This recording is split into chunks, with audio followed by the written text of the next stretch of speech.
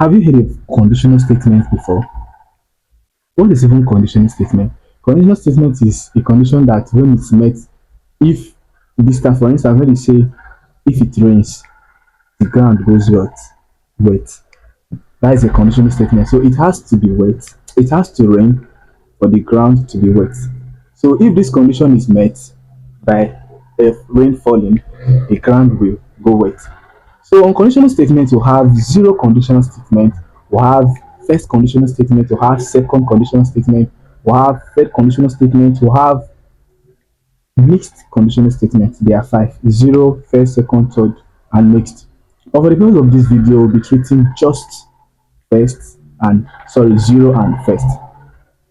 Zero conditional statement is more of a real statement.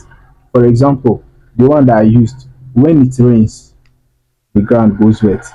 And least I forget, in conditional statements you have two clauses. You have the if clause and the main clause.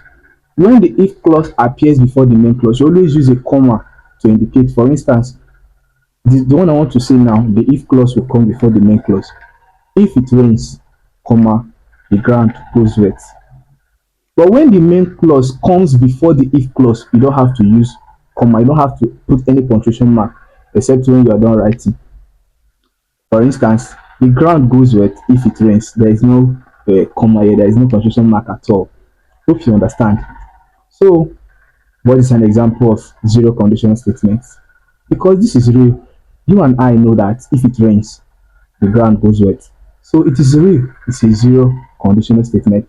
So, the formation of zero conditional statement is the if plus simple present for the if clause, and for the main clause we also have simple present. If it rains, the ground goes wet. I did not say the ground went wet, it's not past, or the ground will go wet future. No, zero conditional statement does not, there is nothing future there.